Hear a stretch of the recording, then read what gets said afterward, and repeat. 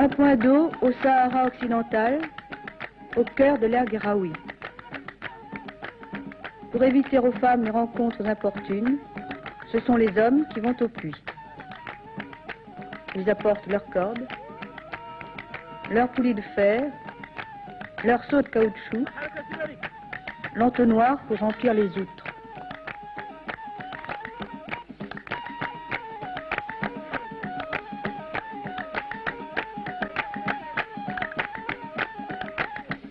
La guerba, en peau de bouc, est le récipient le mieux adapté au désert.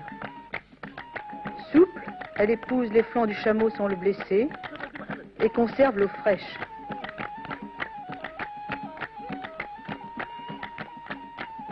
On lui préfère aujourd'hui d'anciens fûts d'essence, plus grands et plus étanches.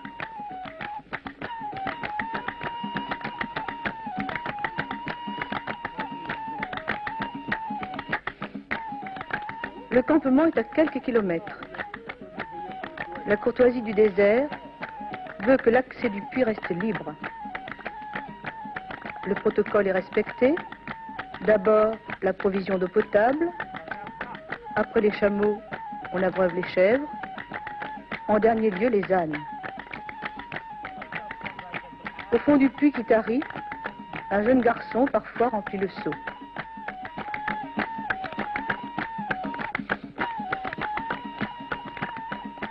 Les montants d'acacia restent toujours en place. De loin, ils signalent le puits.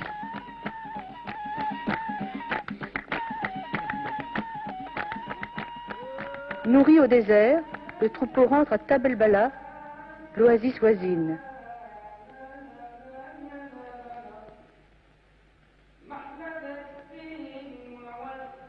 Entre les palmes, les longues perches des puits à balancier sont rarement immobiles. L'eau est un problème de tous les instants. Il faut maintenir dans l'eau le pied du palmier, irriguer tous les jours, céréales ou légumes.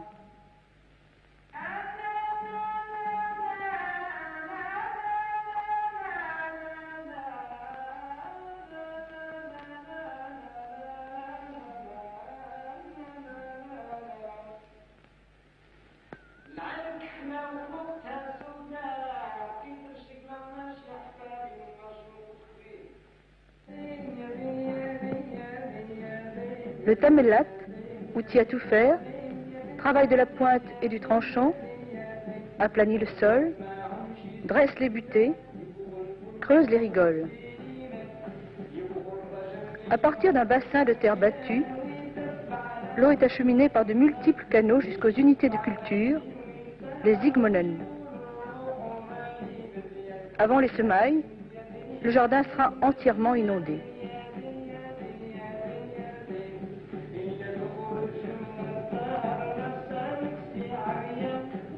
Le chef de famille sème. Tête nue, pieds nus comme en un lieu saint. Il a averti moineaux et souris. Ceci est la semence de Dieu. À celui qui en mangera, je ne réclamerai rien. Les femmes et les filles du semeur égalisent le sol en une danse où les belles ballas voient l'occasion d'un transfert de leur propre fécondité.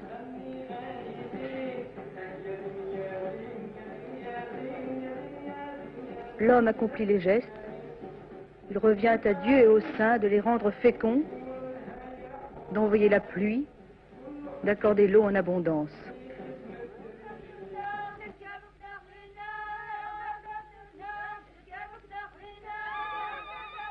Deux fois par an, après les semailles et avant la moisson, hommes et femmes gravissent la montagne de Sidi Abed.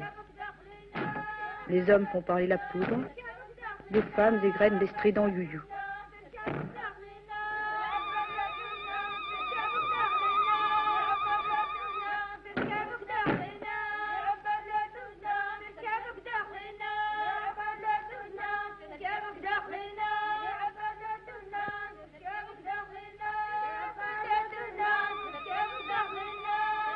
Pour avoir vécu en haut de la montagne stérile, sans y avoir jamais manqué d'eau, Sidi Abed est l'intercesseur prédestiné. Une chèvre sacrifiée au nom du saint.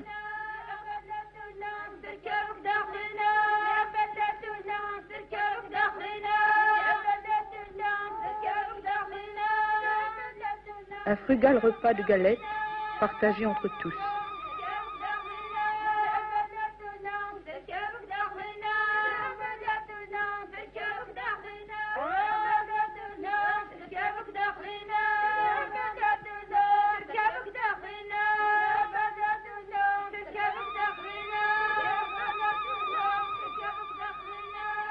Le front des enfants sera marqué d'un peu du sang de la victime. Le sable a comblé le puits du sein. Chacun en emporte quelques poignées pour le répandre à la volée sur les cultures les plus précieuses.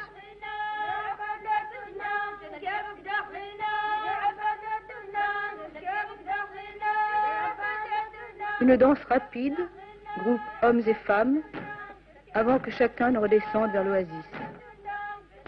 Sidi Abed, garde notre pied dans ton étrier, donne-nous la pluie.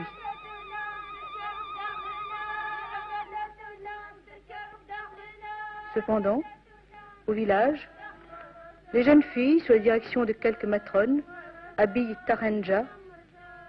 Le corps de cette grande poupée est un pilon, symbole de la pluie pénétrante. Ses bras, deux louches qui mendient l'eau. Tarenja, paré des bijoux des femmes fécondes, se promènera de maison en maison, récoltant en chemin de menus présents. Tarenja, mère d'espérance, a ouvert ses cheveux. Dieu, ouvre ton ciel, mouille sa tête.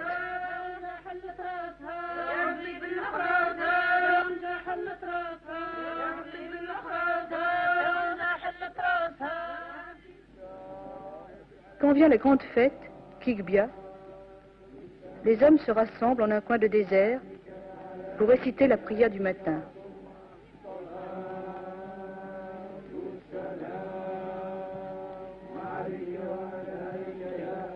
Puis écoutent pieusement la lecture du prône.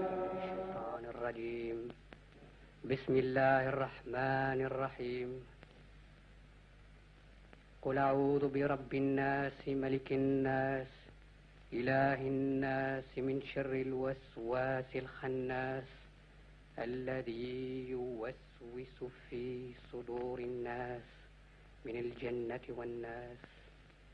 On échange des vœux de fête et chacun part sacrifier une chèvre ou un mouton engraissé à grand-peine depuis plusieurs semaines. Quand l'Éternel verra le sang sur le linteau, il passera au-dessus de la porte et ne permettra pas au destructeur de frapper.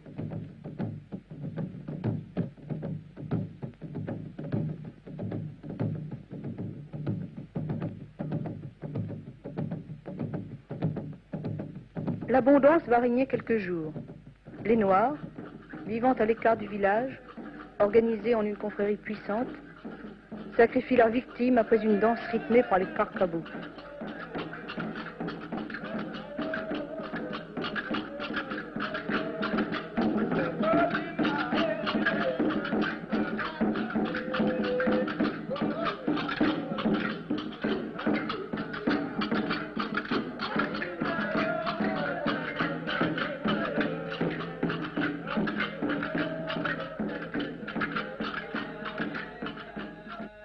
L'opulence provisoire de la grande fête n'a pas fait longtemps oublier le souci de l'eau. L'orge et le blé mûrissent lentement, mais il faut consolider ses promesses. Les hommes de Korah vont sacrifier un chameau à tous les saints connus et inconnus du cimetière. Lente procession dans le sens des étoiles, station de prière à chaque tombeau ou cénotaphe, avant d'égorger rituellement la victime.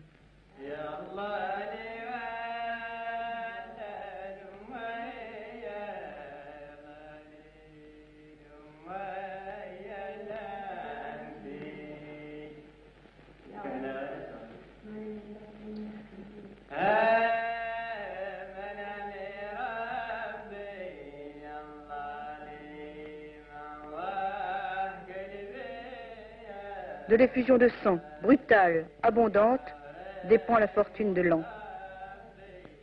Pour que soient expulsées les forces mauvaises de la communauté, le chameau a été rapidement délié.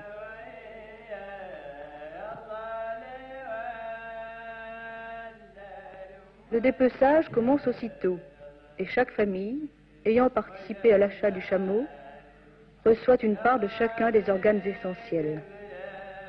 Quelques jours plus tard, les efforts centrés vers un même but vont conduire hommes et femmes au Tala de Sidi Ali Ben Nasser.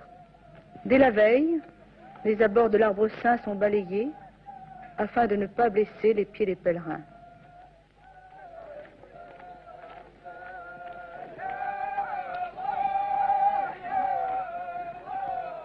Le lendemain, les hommes partent en une nouvelle procession vers l'arbre dont la taille exceptionnelle est due à la bénédiction du saint qui le prit autrefois, il y a bien longtemps pour abri, et lui assure depuis de l'eau pour sa croissance.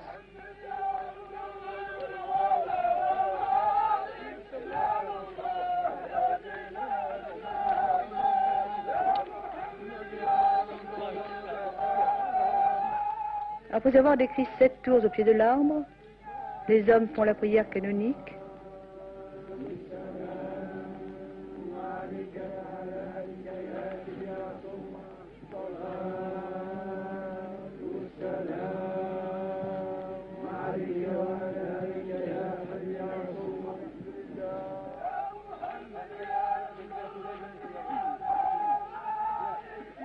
Tirent au sort les fusils, font 7 fois encore le tour de la cible, puis dansent, avant le tir en l'honneur du saint, sur une cible d'écailles de palmier.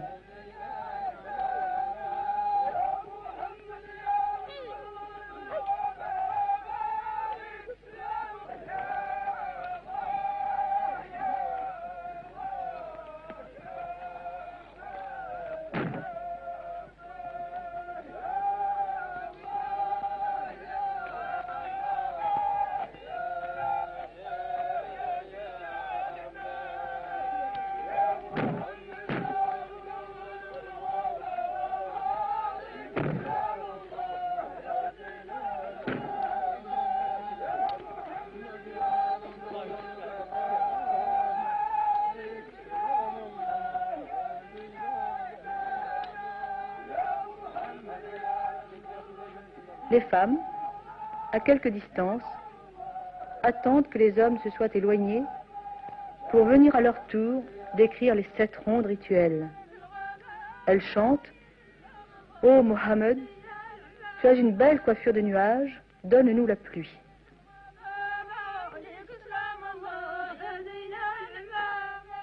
Toutes les parties de l'acacia sont saintes et l'on ne peut lui dérober sans sacrilège le moindre bois.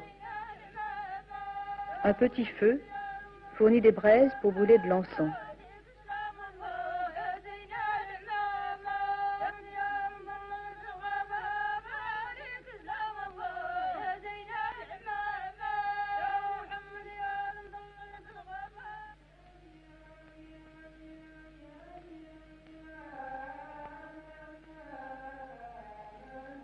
Le travail de l'eau a repris. La Fogara doit être régulièrement curée par équipe de 3 hommes. À tour de rôle, l'un d'eux doit descendre et à plat ventre gratter de ses doigts le sable qui envahit le chenal étroit. À tout instant, il risque l'ensevelissement. L'eau ne se domestique pas sans peine.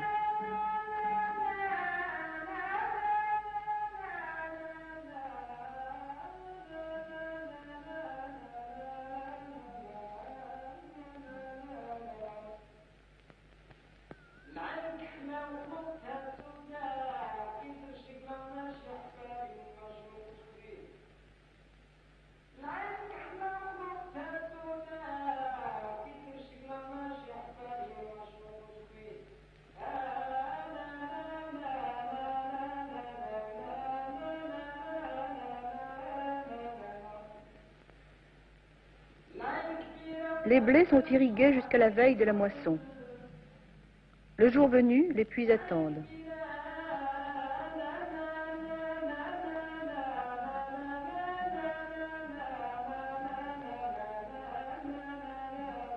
Pieds nus, les narines obstruées pour ne pas respirer l'esprit de mort qui plane sur le champ, les hommes achèveront sans répit la moisson commencée.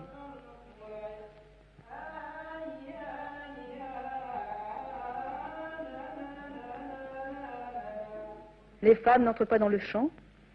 Elles prennent les gerbes à la lisière des jardins pour les porter sur l'air, où elles doivent rester plusieurs jours. En période de soudure, les plus pauvres n'attendent pas que la baraka multiplie et gonfle les épis. Ils dépiquent au bâton quelques kilos de grains. En dehors de l'enclos du jardin, par une brise légère, la femme vanne aussitôt.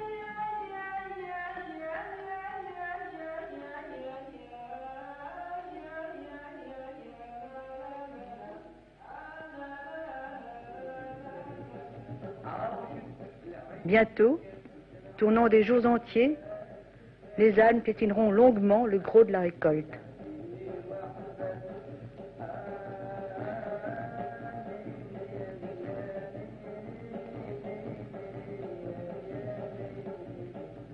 Mais la moisson n'assure que quelques mois de nourriture. Il faut puiser encore, ouvrir les petites digues, inonder les carrés de culture. Quelques eaux blanchies éloignent le mauvais œil.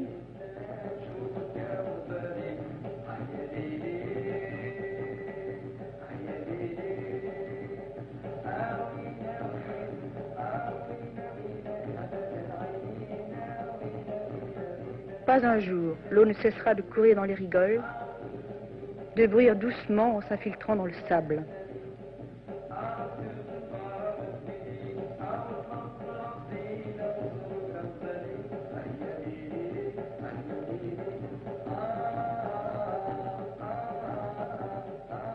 L'abondance revient avec la récolte des dattes. Les variétés les plus communes sont précipitées du haut de l'arbre. Les femmes grappillonnent les régines.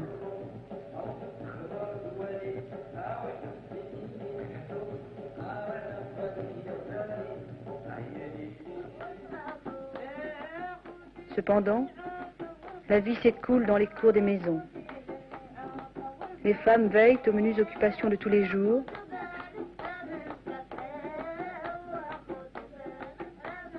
Préparation des galettes.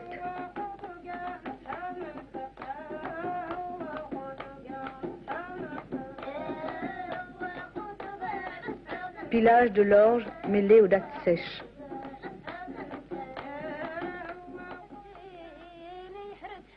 Le souci des enfants conduit les mères chez la guérisseuse.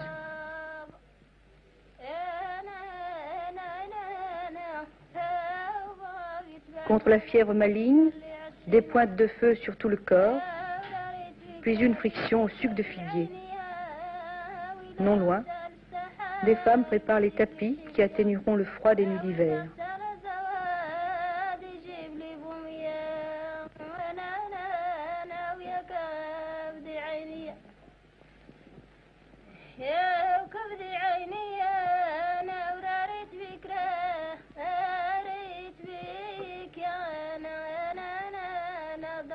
Zora emmaillote son nouveau-né dans un lange taillé dans un vieux burnous de son père, lié de la corde noire et blanche à l'image du jour et de la nuit. Elle le secoue, tête en bas, pour qu'il expulse le mauvais esprit et dorme en paix.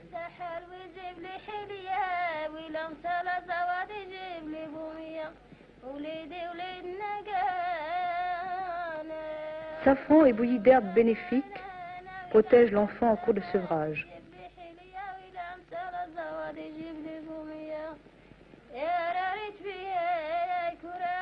De plus, pour assurer sa sécurité, sa mère le conduit à la plante secourable, Molbina la blanche. Son lait amer efface à jamais le goût du lait maternel. La sève, passée sur chacune des articulations de l'enfant, assure sa croissance. En contrepartie, la mère fait à la plante un cadeau, un peu de sel et des dattes. Une natte se prépare. Les fils de chêne, tirés de la bourre du palmier, sont tendus.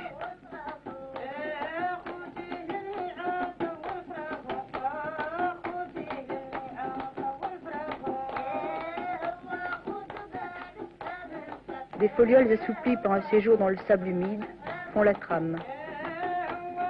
Pour un bel bali, rien n'est plus pur qu'un tissu végétal.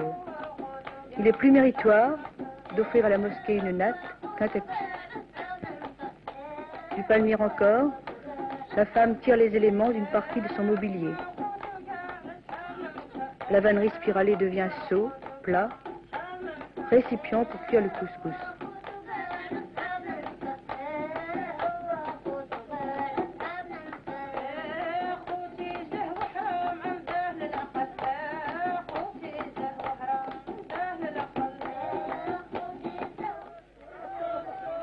Mais une fois par an, la vannerie sort du domaine d'utilité domestique.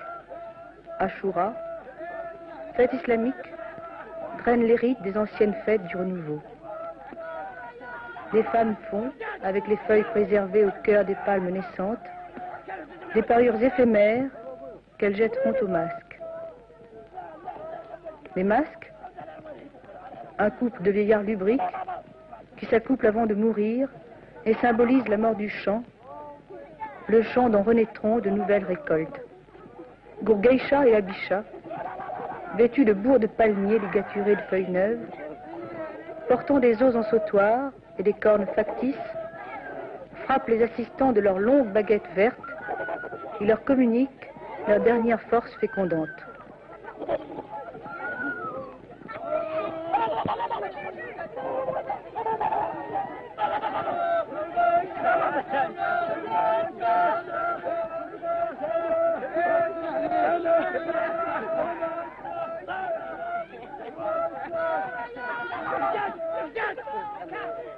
De jeunes garçons masqués, imitant le cri des boucs, les escortent.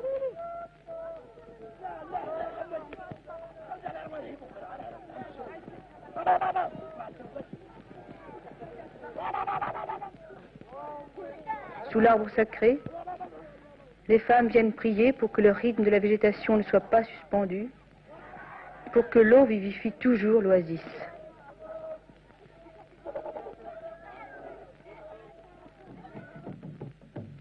La récolte des dattes en cours, l'on peut penser au mariage, et l'on construit parfois, à l'écart du village, une maison pour un nouveau couple. L'assistance mutuelle est demandée pour le transport de la terre argileuse qui sert à la fabrication des briques crues et du mortier. Ânes et enfants sont prêtés avec engagement de réciprocité.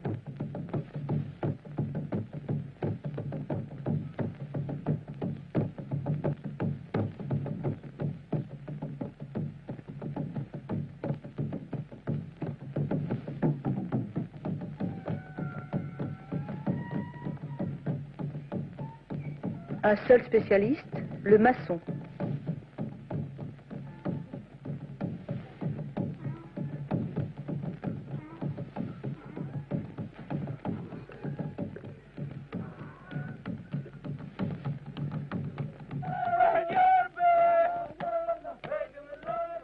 L'assistance mutuelle joue encore quand il s'agit de refaire un bassin d'irrigation. La terre est frappée du pied, puis au bâton. Du kaolin répandu assure une relative imperméabilité.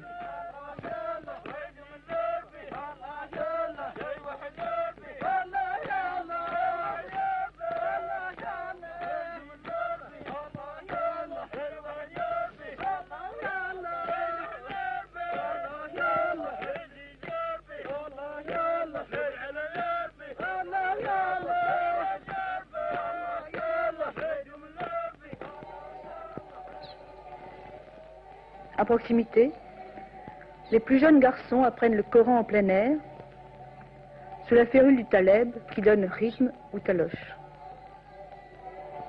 Les aînés, qui n'ont pas honte d'être souvent des illettrés, se mêlent parfois à la leçon.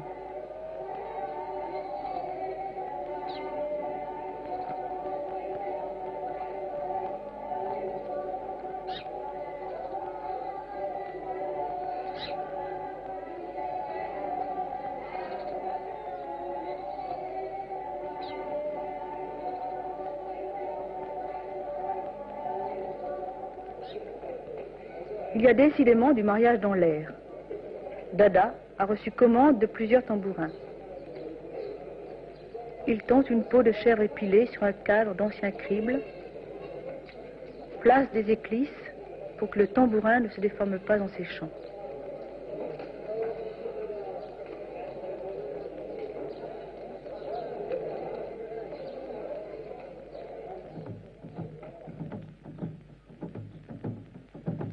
À faute d'eau, spécialiste en la matière, il appartient de faire un nouveau tambour. Il choisit une souche de palmier sain, la prépare, la détache à la pioche, puis la creuse à l'herminette.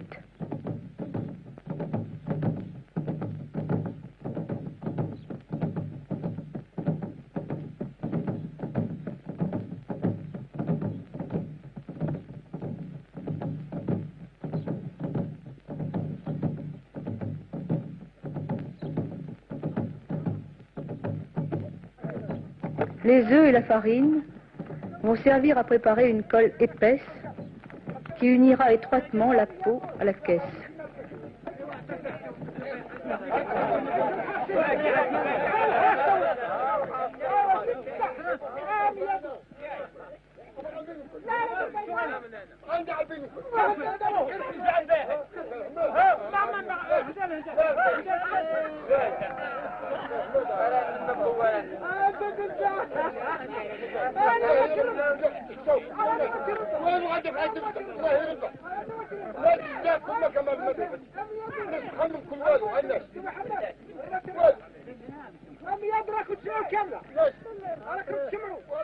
La tension de la membrane est assurée par des nerfs de chameau.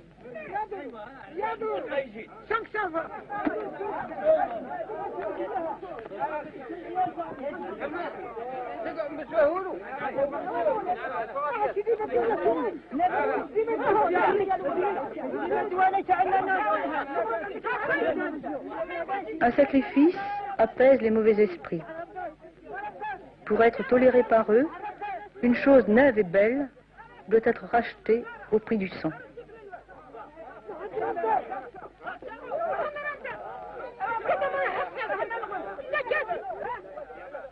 Quatre garçons, appartenant à 4 familles maraboutiques, sont chargés de présenter le tambour au seuil du village, de lui faire parcourir les rues principales, afin que nul n'ignore sa nouvelle existence.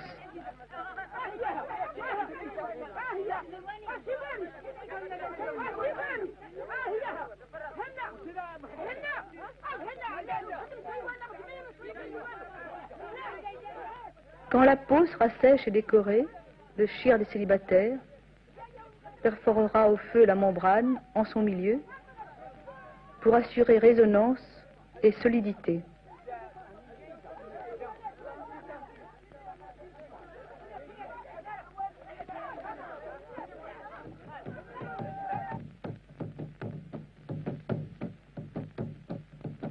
Il essaie un premier rythme.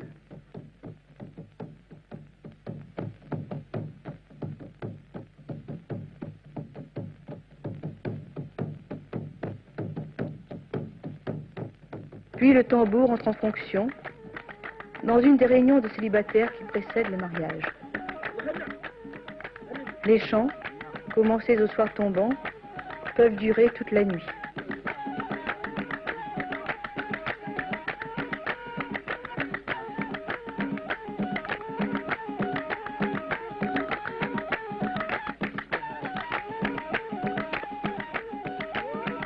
L'on a tant parlé de mariage qu'enfin le voici. Isri, le fiancé, revient avec ses garçons d'honneur de la corvée de bois nécessaire à la cuisine de 7 jours de bombance. Il n'entre pas dans la maison de son père, où les femmes commencent la mouture du grain à l'ombre rase du mur.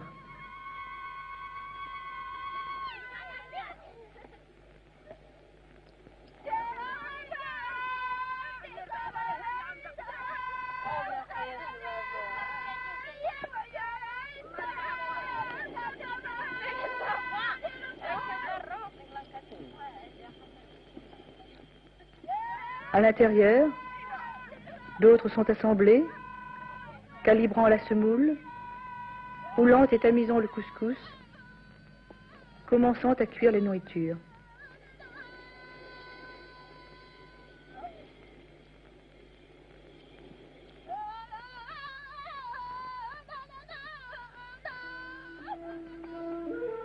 En retraite, le fiancé, la tête ceinte d'un fragment de la corde qui servit à sa mère au jour de sa naissance, reste muet dans la seule compagnie des hommes. Les chefs de famille, témoins du versement de la dot, assistent à la mesure du grain.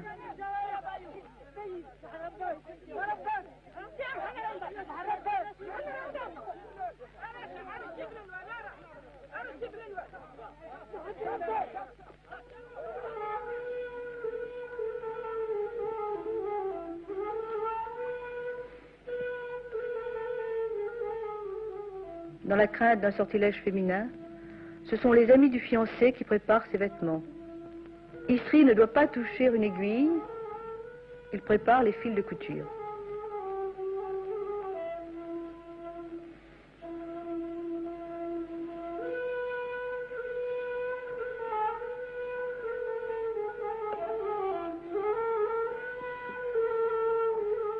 La peau ointe de safran, baignée, parfumée, Tamameus, la fiancée, ne marche pas jusqu'à son mariage. On la porte sur une natte tissée par sa mère. Sur cette terre privilégiée, elle ne craint rien et reçoit les soins de la matrone aux mains humides, bénéfiques. Coiffure pour chaque jour de la fête, cataplasme de henné sur les mains et les pieds.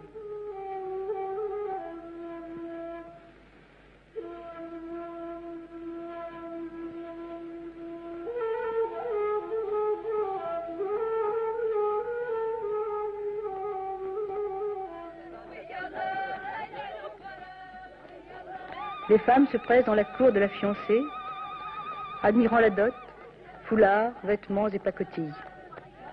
Danses et you-you vont durer toute la nuit.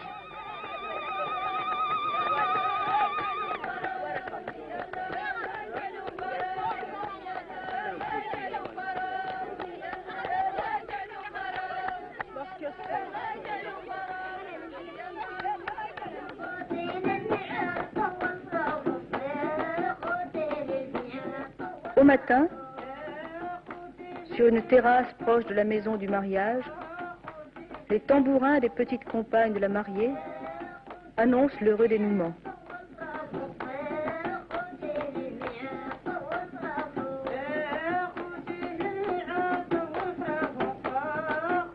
Tamameus, passive, reçoit félicitations et vœux, étrangère à la fête qui l'entoure.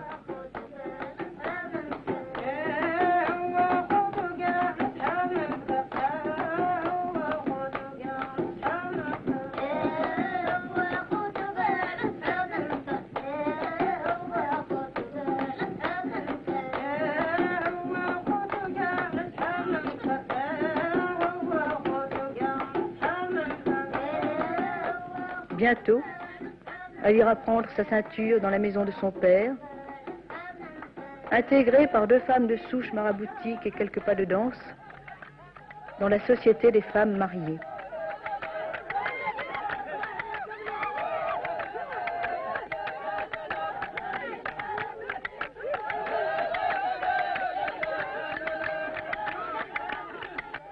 Mais tous les soirs, pendant 7 jours, au coucher du soleil, hommes et femmes se réuniront pour danser face à face la danse des unions fécondes de la femme et de l'homme, de la terre et de l'eau.